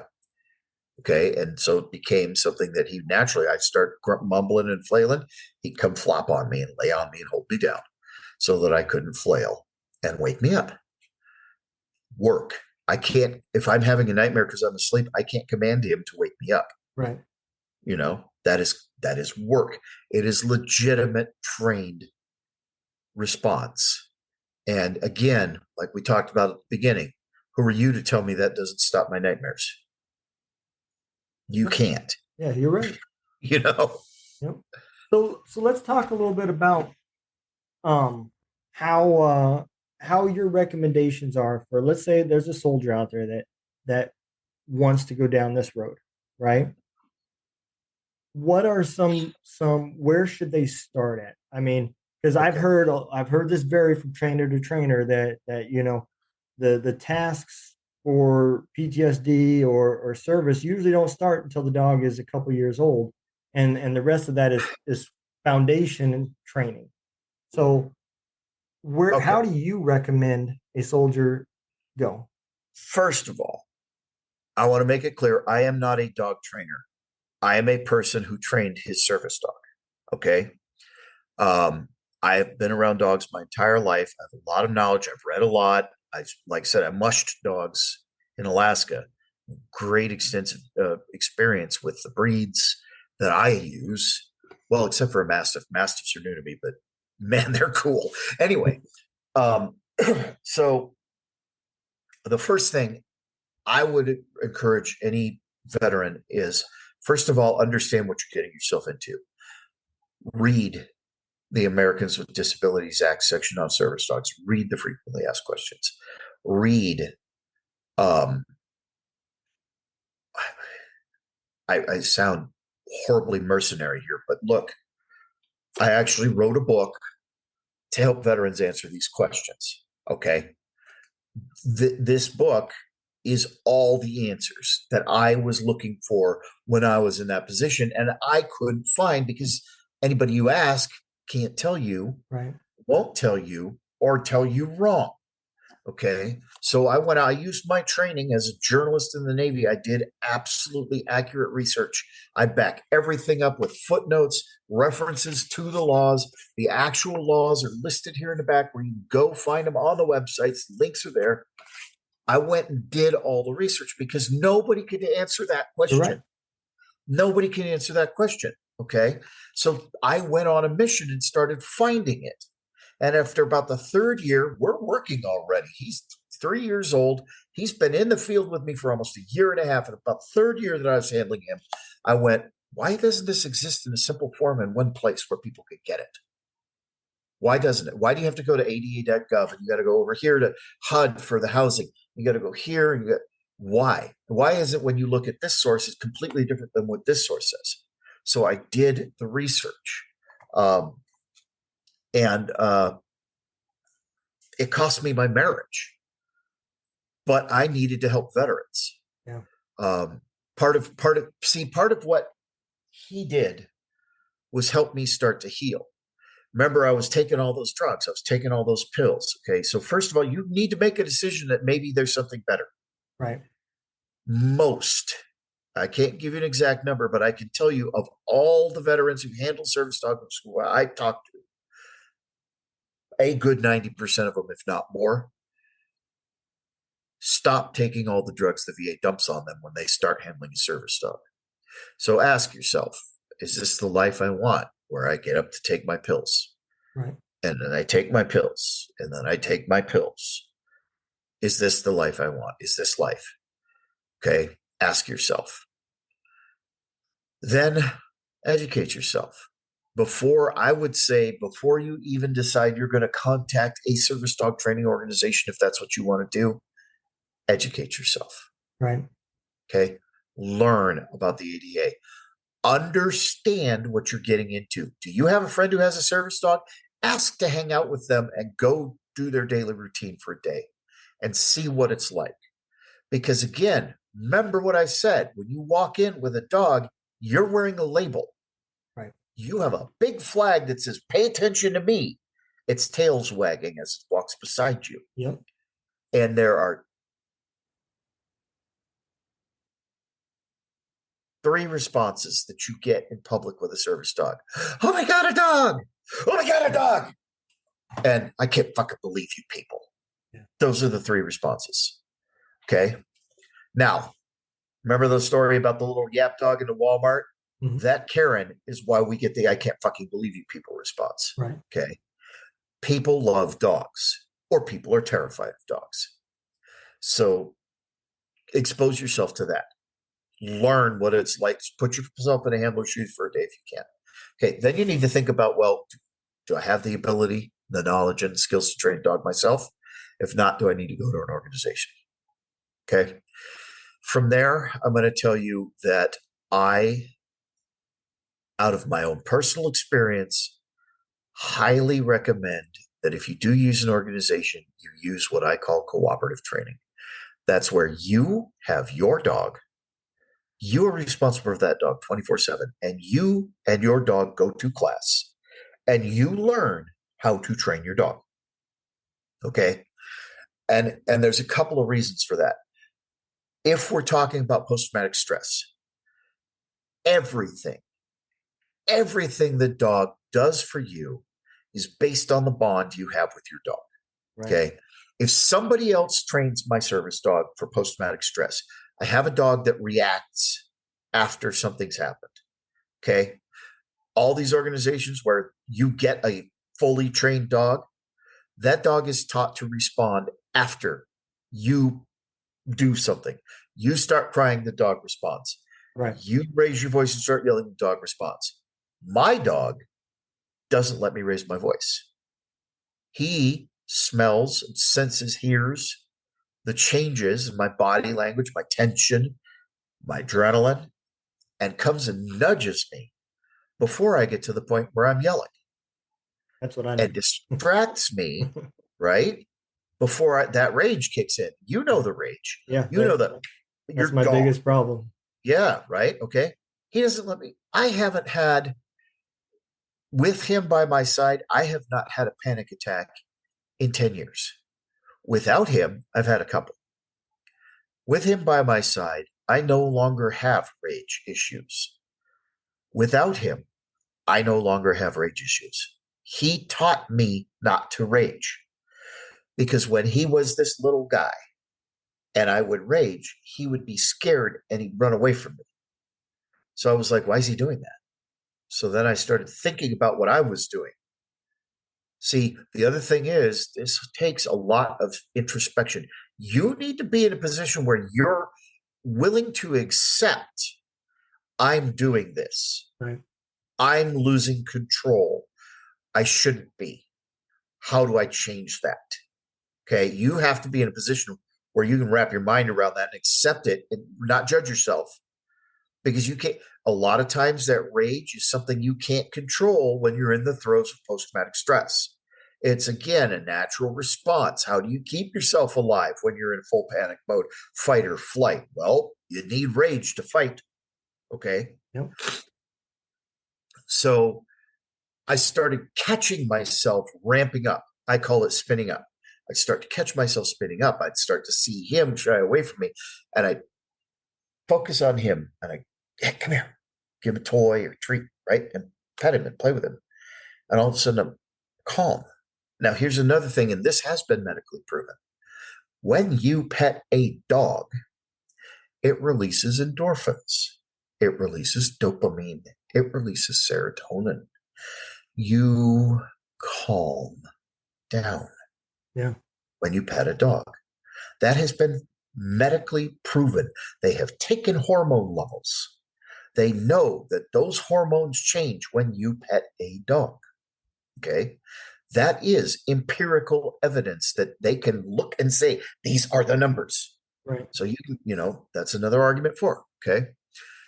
So you have to do a lot of introspection. And then you got to think about another thing. And this is real talk here.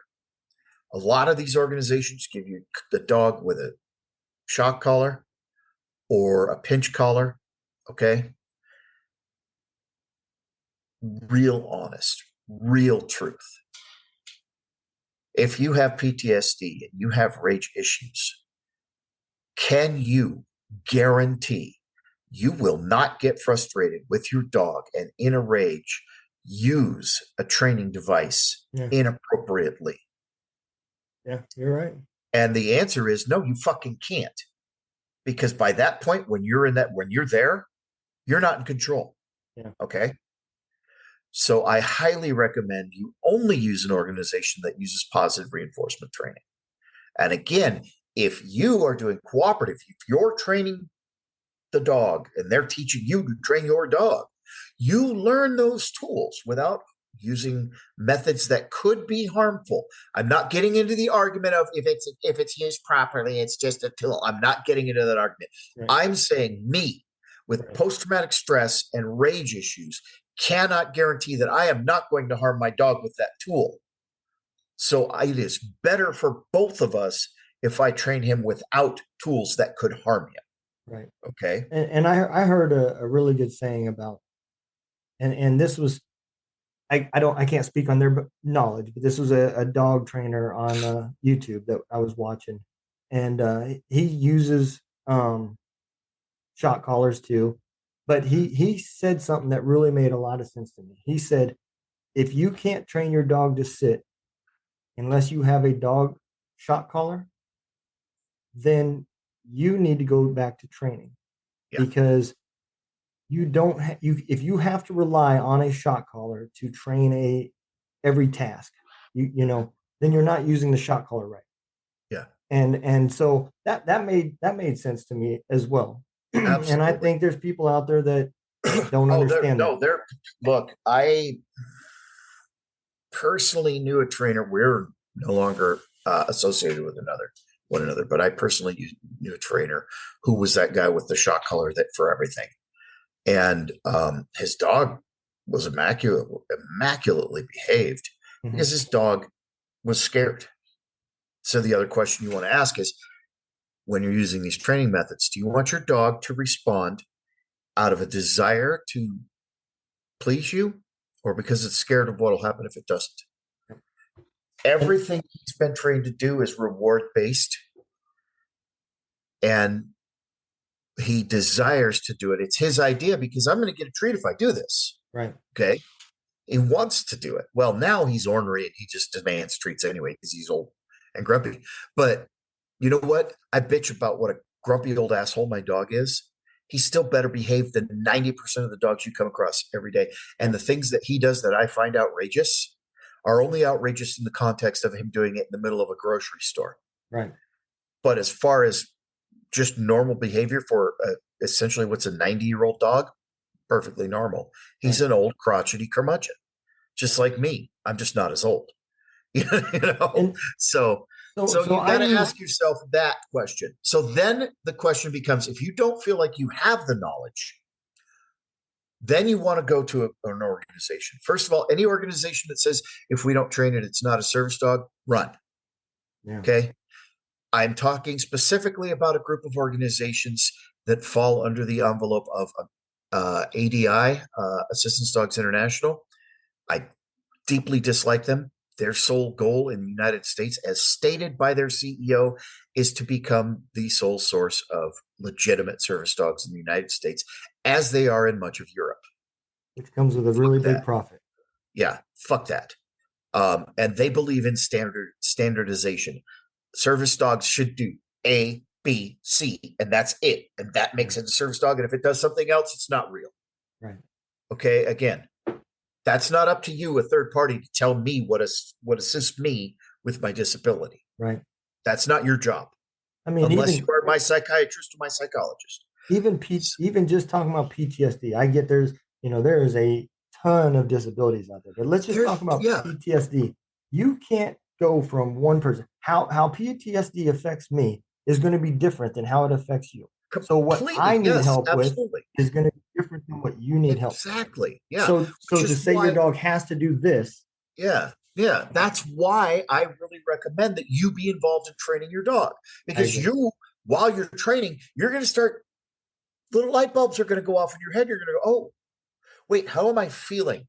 What's the dog doing? What am I doing? How can I redirect the dog to do something to help me?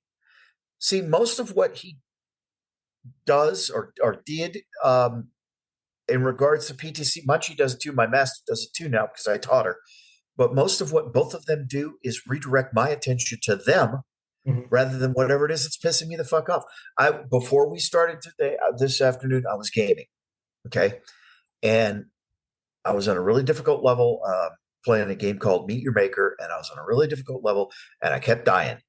And I was getting more and more upset. And all of a sudden, there's a 165-pound mastiff in my lap. And I calmed down. And I was like, okay.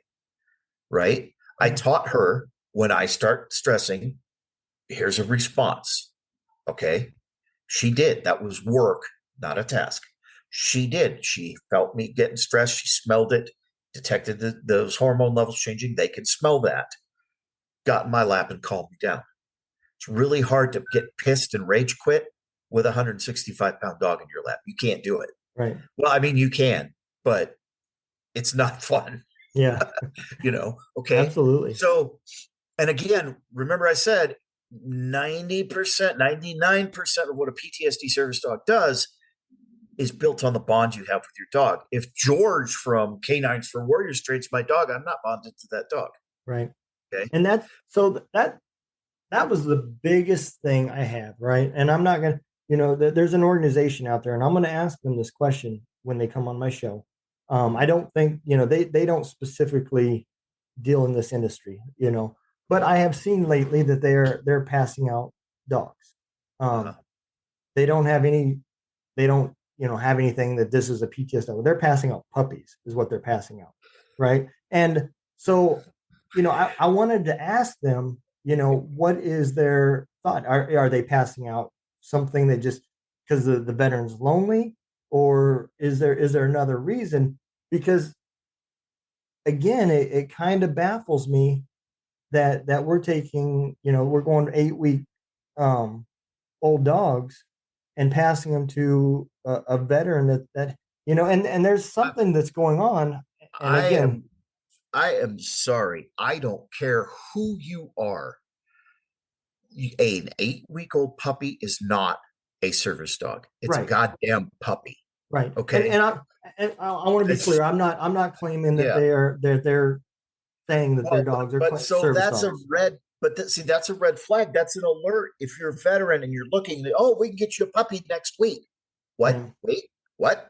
Yeah, no. What are we doing with that puppy? Because that's a fucking puppy, and the law doesn't protect. That's not even housebroken yet. Right. Okay. And no. So that's why I wanted to. I kind of wanted to ask them what that program's about, because I am curious. Yeah. And now, what they may be doing is getting puppies in the hands of veterans. Those veterans making bonds with those puppies, and then offering those veterans training. That's possible. That is. But literally, those first 6, 7, 8 months of that dog's life, you're worried about teaching it not to piss on your rug. Yeah. You're worried about teaching it not to chew and destroy. You're worried about, finding out what that that dog hasn't even had a chance to form its personality. Right. And know what its proclivities are, Yeah. I mean, by the time he was 1, he was very well trained, but I didn't feel like he was trained well enough to walk into PetSmart with him. I was still working with him, When I did get him at 13 or 14 months, when we did go to PetSmart, he had kind of gone through that little puberty shift, Yeah. And I fixed him earlier than I should have. I fixed him at 6 months old. I really don't recommend that for health reasons. At the time, the studies were saying fix early. Now the studies are saying you need to wait till they're at least 1.5 or 2 before you fix them for medical reasons, lower rates of testicular cancer, whatever. I lucked out. He didn't have any problems, but it can also, for a large breed like him, it could stunt their development. So talk to your vet, do your research, understand your breed. We won't get into that. By the way, there's no law that requires service dogs be fixed. I recommend it, male or female. I recommend it because why add that extra distraction when your dog's trying to work? Yeah. I do recommend it. Yeah, but there's nothing that requires it. Okay. And I recommend if you have your female dog in a semi truck, get her fixed too, because there'll be blood everywhere. Well, see, no. So Munchie's a Mastiff, and she's about to turn 3. I think she turns 3 in 2 weeks. She's in heat for her 3rd time.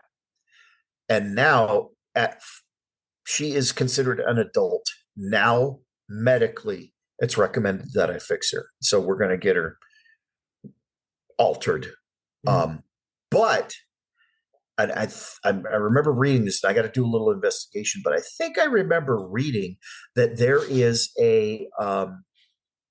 essentially a canine tubal ligation, which means I'd still have to deal with heat, but she would not be able to breed. And again, what I'm talking about is potential health issues. Right. Mastiffs have a history of some serious health things. And this is one hell of a healthy Mastiff. I keep my dogs healthy. She is fit. She's fucking dieseled.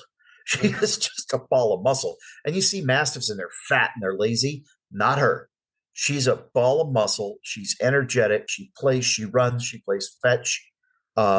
She's a very healthy animal. He's 13 years old. He was supposed to die when he was 9. He is as healthy as a 13-year-old dog 100-pound dog can be. I'm not very healthy, but my dogs are, by God, and I'm working on myself. That topic brings up another point.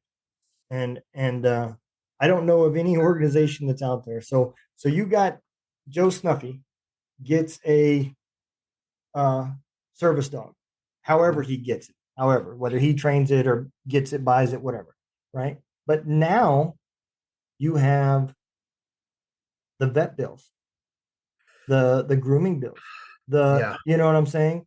And I don't know of any organization out there that gives you a dog and then says, "Hey, we're going to cover the vet as long as that dog's alive." I don't think that exists. Yeah. So that leads me to another organization that I really disapprove of, along the same veins as ADI, Assistance Dogs International. I absolutely despise the Association of Service Dog Providers for Military Veterans. I don't like them for a couple of reasons. I had a long conversation with their CEO at the time, Jeremiah Blocker, a couple of years ago, because he wanted to talk to me because I was in opposition of the Pause Act. I've never supported the Pause Act because it's bullshit. We'll get to that. Anyway, when I talked to him, he told me that we have to do something about these fake service dogs. That's why we want to get involved. We want to be where the VA sends veterans for service dogs, because then they're certified and we know they're trained. Well, right there tells me that the CEO of this, what is becoming a major umbrella organization for service dog training, didn't understand the law. Yeah. Okay. There's no such thing as a fake service dog. No dog gets up in the morning and says, "I'm going to put my vest on today and go piss in the meat aisle at the Piggly Wiggly." No dog. No. But there are fraudulent dog owners who put vests on their dogs and lie. The dog didn't do a damn thing. Unless it's a cat in a dog costume, there's no such thing as a fake dog. Okay. So first of all, this organization is founded on the principles that they don't understand. Okay. Second of all, he stated that their intended goal, just like ADI, was to become the sole source of legitimate service dogs in the United States. That would mean infringing on the rights of disabled people to train dogs by themselves. They want to change the ADA and take away our rights. Yeah. So they can make a profit off that. Yeah. So they can make a profit off of it. They got this Pause Act pushed through. And if you talk to any veteran who's involved with one of those pause programs, it's a clusterfuck. It is ass backwards. But it did provide for veterinary insurance for the veteran's dog from the VA if the dog comes from a ADI or Association of Service Dog Providers for Military Veterans program. Okay. So sort of that exists. Now, the VA has an existing program under the prosthetics department, and Secretary Shulkin established this, and then it's been twisted.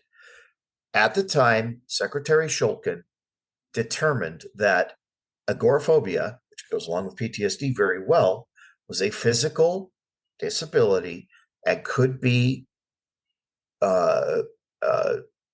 assisted by a service dog through the prosthetics department. Now, prosthetics will from the VA will provide a seeing eye dog.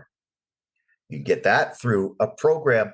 The VA doesn't buy you the dog. They attach you to the program, and then they provide the insurance for the dog. Okay. In the same way, if you got a dog previously under an ADI program, you've fulfilled the requirements of that program, you would get insurance from the VA for the dog. They didn't provide the dog, but if it came from an approved program, well, now the Association of Service Dog Providers for Military Veterans under the PAWS Act is in that umbrella too. But in order to get into the PAWS Act and get the program, it is a red ass. It is a fucking military grade, international military grade red ass. It is the PAWS Act. Here's what the Puppies Assisting Wounded Service Members Act should have said. 1, the VA will no longer, as an organization, deny the efficacy of service dogs to assist disabled veterans with post-traumatic stress. 2, the VA will adhere universally to its own policy, accepting service dogs and defining them the same way the Americans with Disabilities Act does. And if we're going to put any kind of money or anything into it, 3, the VA will provide insurance, veterinary insurance assistance for disabled veterans who use service dogs to assist with their disabilities. And that is all that the PAWS Act should have said. That's it. Yeah. Stop saying that it doesn't work. We know it works. Look at all the veterans who are still alive. Follow your own rules. And if we're going to throw money into it, help those veterans. Yeah. You buy them wheelchairs occasionally, help with their service dogs. That's it. Didn't need to name organizations, none of that bullshit. And so one of the questions I started asking from the beginning is, Assistance Dogs International is based out of the Netherlands. What the fuck does a foreign organization have to do with determining policy in the United States Department of Veterans Affairs? Yeah, you're right. That doesn't, I'll tell you how. Yeah. Okay, I'll tell you exactly how. Rory Diamond, CEO of Assistance Dogs International America. This is how. He bought his way in. The right grease and the right fucking wheels. That's how it happened. That's how the PAWS Act got through. Look, not to get political, but in order to protect disabled people, I have to be a little bit political. Ron DeSantis was one of the people who helped support and push the PAWS Act. That Jeremiah Blocker convinced him, hey, we need to get this into Washington, right? Okay. Jeremiah Blocker wants to strip the rights of disabled people to train their own service dogs. He wants his organization to be the only way you can get a real service dog in the United States. Mm-hmm. There's a very real threat that if Ron DeSantis makes it to the White House, one of those favors he's going to have to return is to allow that to be considered. Just like they're trying to take away our rights with the Second Amendment, we have to come to a reasonable, same thing. I actually made a T-shirt that says, infringing on the rights of the disabled in order to control the dishonest is not the solution. That's literally what they want to do. Just like infringing on the rights of the law-abiding citizen in order to try to control the criminal isn't the solution. You have a nice rack of some sweet hardware right behind you. They want to take those away from you because they look scary, and a bad guy shot somebody with a pistol. You understand where I'm coming from. Oh, yeah.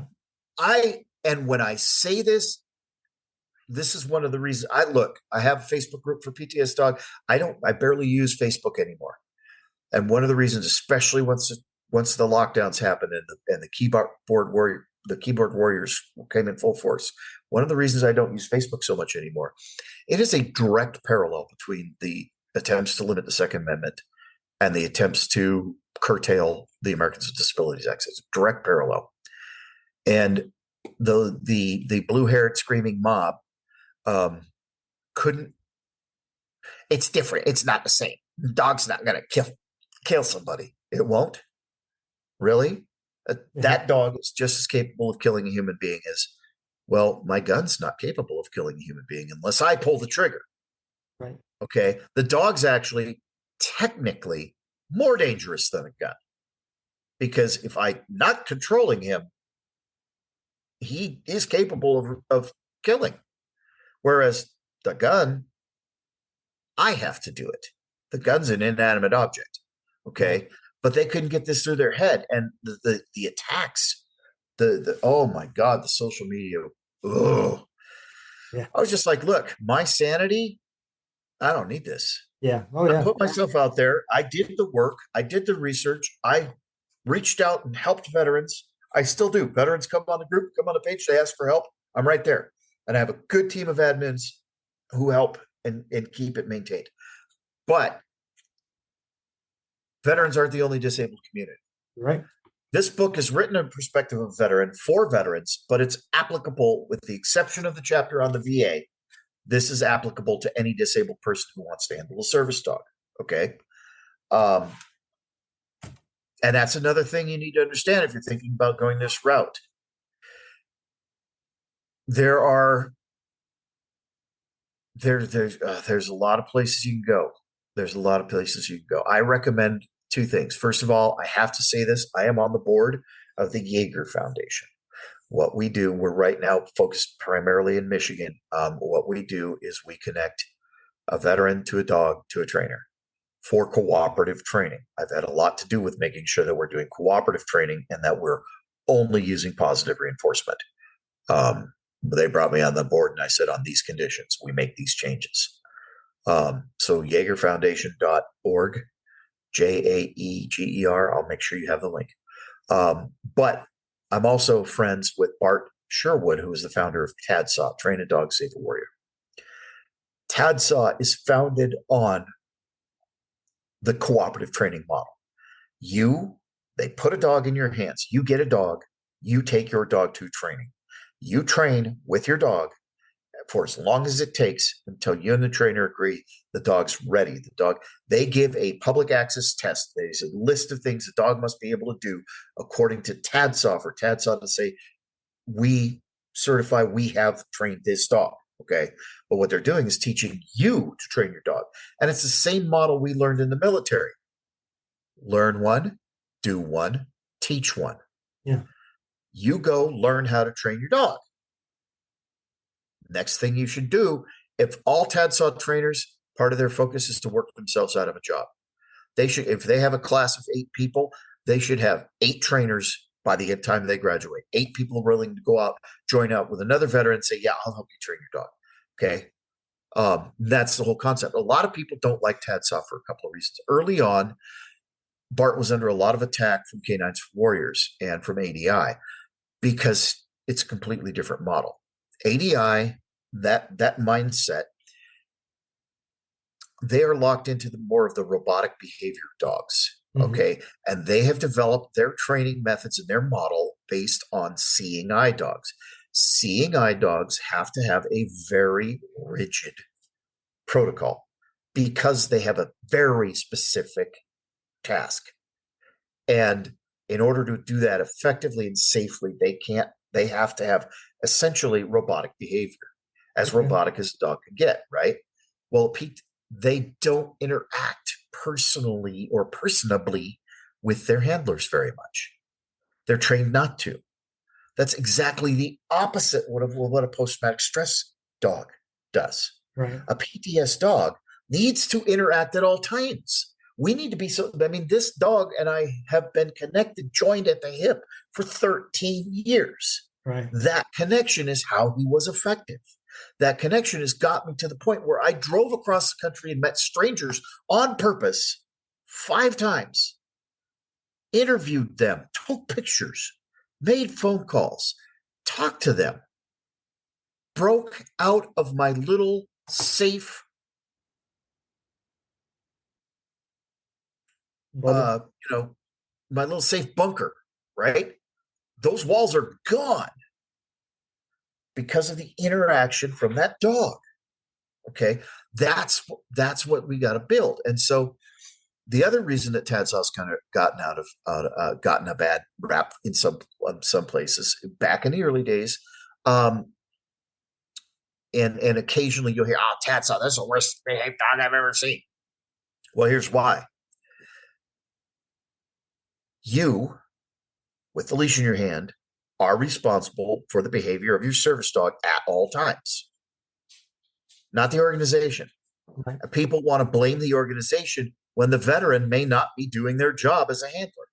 And one of the things that I stress in this book is responsibilities of the handler. Yeah, you have the right, but with that right comes responsibility. Same as you have the right to keep and own a firearm. With that right comes some responsibility. Absolutely. You are responsible to make sure it doesn't get used inappropriately. Same damn thing with the dog. It is your responsibility. And people have this false sense of security. Oh, well, it's trained by so-and-so. And they think that they can just go on cruise control. And it's not that way. At the end of the day, if shit hits the fan and you end up in court over your dog, the organization is going to turn their back on you. Yep. They're going to say, we trained it. We're not responsible after that. We don't know what happened once the dog was in their possession. Okay. Yeah. So people blame the organization rather than see. So everybody in this society today wants to be a victim, but nobody's willing to accept responsibility. Yeah. Right? The ADA, you have to be responsible. To handle a service dog, you have to accept that you are responsible. If you're not willing to be responsible, don't get a service dog. Yeah. Look, especially owner trainers like me, people who trained our own service dogs, we go way above and beyond. We go beyond. Like I said, he's certified AKC Advanced Good Citizen. I've trained him way beyond that certification. I have trained him to behave look, I have a picture of me holding a cup of coffee, a paper cup of coffee, and his leash tucked in my pinky with a flock of ducks walking past him within 3 feet. And I did spill a drop of coffee. Okay. That's way above and beyond most training. Yeah. Okay. That is the mindset you have to have, because we literally, when we walk into a restaurant or a store or a hotel with our service dog, we're balancing on a very precarious edge because of the Karens with their Fifi the Wonder Poodles. Yeah. The United States, the country expects when you walk in with a dog, oh dear Lord. And so we have to be above and beyond that. We have to set an example. Every place that I've taken Skeeter, I have got the compliment, wow, I've never seen a dog that well behaved. And my response is, that's his job. That's part of his job. Yep. That is my responsibility. If you're not willing to accept that responsibility as a handler, don't get a dog. If you think, oh, it's trained, I don't have to worry about it, you're wrong. Don't get a dog. Yeah. Don't get a dog. Okay. Yeah, I agree. And JJ, I didn't know that you wrote a book, or if I had known, I would have bought it and been able to ask a little bit more questions about it. I've written too. So this is post-traumatic stress disorder in the service dog, PTS dog. It's a portmanteau of PTSD and service dog, right? Okay. It's only 100 pages. I've got interviews with vets, photos with some of the vets that I've interviewed. This guy, I love this guy. This is Josh Strati. Grunt is gone, unfortunately. Josh trained his own dog. Josh started training other vets to train their dogs. Great story. So yeah. Look at this goober. We're at Yosemite. He always was a little bit of a. So I go through how the dog helps with PTSD. Well, first of all, chapter 1, what is a service dog? Okay. What is a service dog? Everything we've discussed about the ADA is in the first chapter of this book. Hang on a second. Let's see here. There's a table. I wrote this damn thing. I should know what's in it, but this is no longer my focus because I can only say the same thing so many times. Yeah. And I'm tired of repeating myself. We had a show, the Service Dog Show was on DV Radio. There are podcasts out there at Podbean, on the DV Radio channel, on pretty much anywhere you can find DV Radio stuff. You can find our shows. Anyway, chapter 1, what is a service dog? Chapter 2 is how does a service dog help with PTSD? PTSD and the Service Dogs, Chapter 2. Chapter 3 is hi, baby. Chapter 3 is that's the Mastiff. She wants attention. I think Chapter 3 is public access. What to do when you go to a restaurant, store, things like that. Chapter 4 is, I think, the VA. No, Chapter 4 is training. Now, I don't tell you how to train your dog. I talk about different methodologies, some of the conversation we've had here. Chapter 5 is access to the VA. Basically, what Chapter 5 boils down to is, no, Chapter 5 is registry. Chapter 6 is the VA. Registry question, which there's a lot of arguments. Oh, we should have a registry. Why not? Anyway, it's all in here. And then the stories from some veterans. Jerry Birchfield, Vietnam veteran, Marine Vietnam veteran, literally one of the people who got spit on when he came home, wouldn't tell people he was a veteran because of the way they were treated. He's in here, his story. The other book I've written is Why Is That Doggy in the Store? And this is illustrated by Coast Guard veteran Carla Nimitz. She is a great comic illustrator. She's amazing. You should check her out and interview her. Carla's awesome. And this is aimed at, remember I told you there are 3 reactions to a dog in the store? Yep. This is aimed at the, oh, doggy, and especially the kids. Yeah. And so this teaches children how to behave around a service dog, why they shouldn't go interact with the service dog. And we talk about different kinds of service dogs. And Carla, look at that. She got me with that one. I teared up when I saw that picture. I was like, damn it, Carla. And she was like, is it too much? And I'm like, hell no, that's going in the book. Yeah. Right. So, and then we read a story. There's a young lady with, I can't remember, some severe multiple sclerosis, I think. And she has a Great Dane, and her Great Dane helps her walk, So really, this is just a really great, this is just a really fun thing. And what I did was I wrote this for my grandchildren because they didn't understand why Grandpa always had Skeeter with him. Uncle Skeeter. They called him Uncle Skeeter. So this one's available on Amazon. This one's available anywhere you can get books, but it's probably the least expensive at booklocker.com, which is my publisher. Okay. And again, I'm not trying to sell my books. I make pennies. Yeah. It's not about making money. It's about getting the information into veterans' hands. If I could afford to give these away, I would, but I publish this myself and it costs me a lot of money. But again, this is about getting information into the hands of veterans, not about making money. Same here. And so any nonprofits, if you want either of these books, I will purchase them at cost. I make nothing. We purchase them at cost and give them to you. You got to pay cost, though. You pay authors cost. So I make no profit. The publishers get the money, not me. Any nonprofit, period. That stands for any nonprofit. We'll make a deal. You tell me how many copies. I'll tell you what it is it costs. That's all you pay. I get nothing out of that deal. I don't want money from nonprofits for it. The only reason there's money involved is because they can't print it for free. Right. So, I really do recommend that you think about using a service dog. I really do. I wish the Veterans Administration would say, hey, have you considered a service dog? But you got to be responsible. You got to be prepared for the responsibility.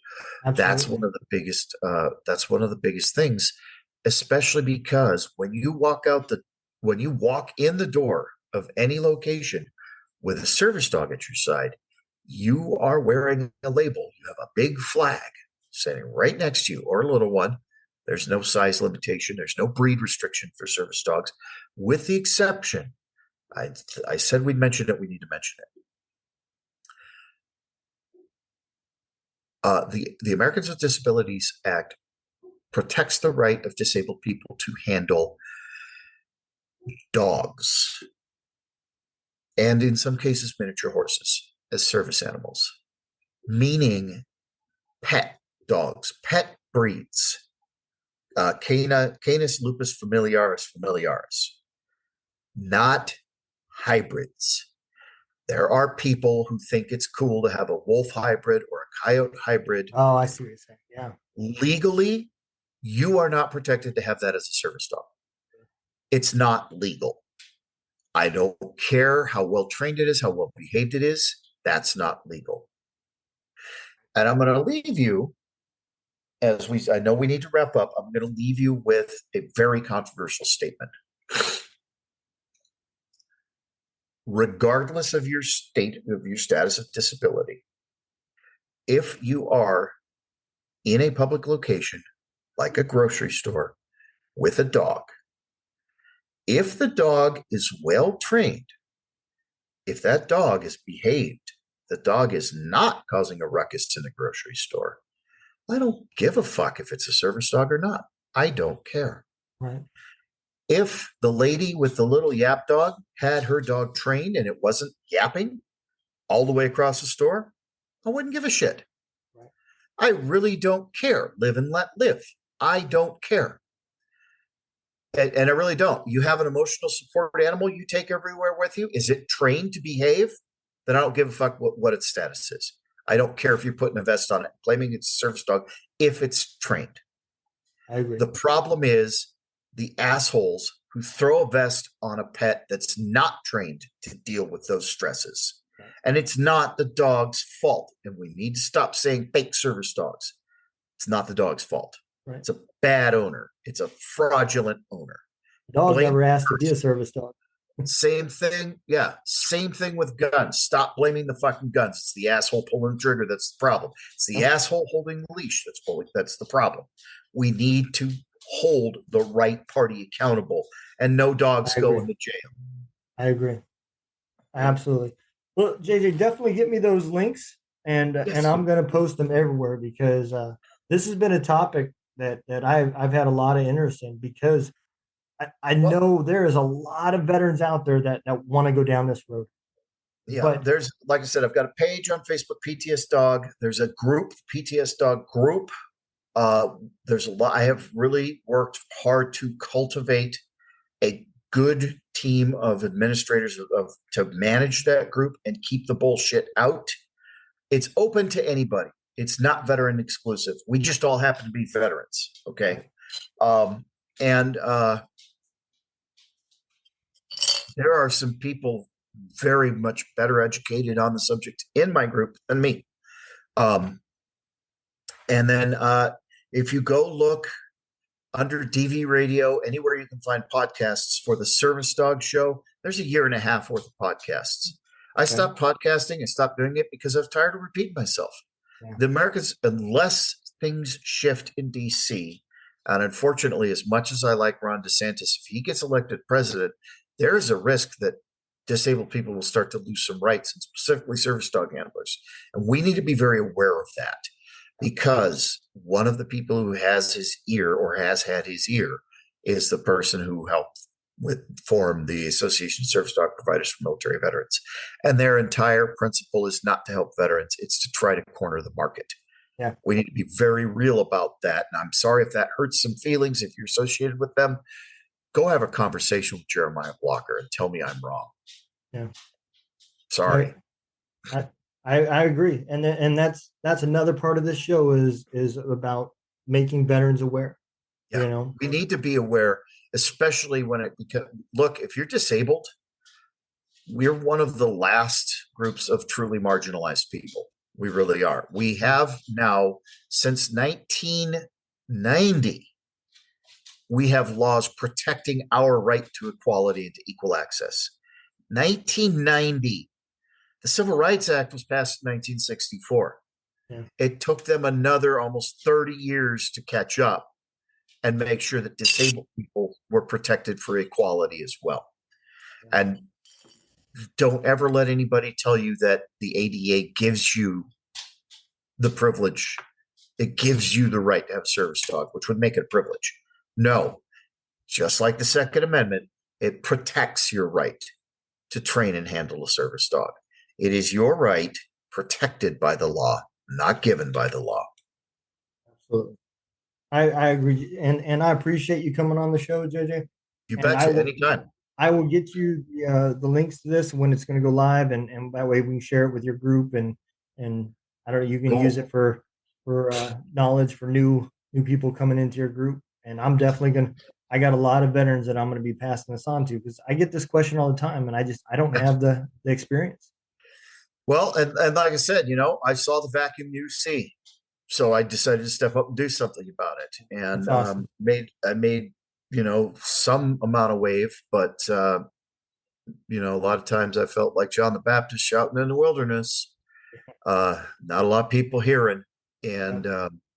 and a lot of people who still to this day let their feelings get in the way of what the facts are. Yeah. You I, know, I agree. Well, I appreciate it, you and bet. you take care, and thanks again for coming on. You betcha. All Thank right, you. bye bye. Bye.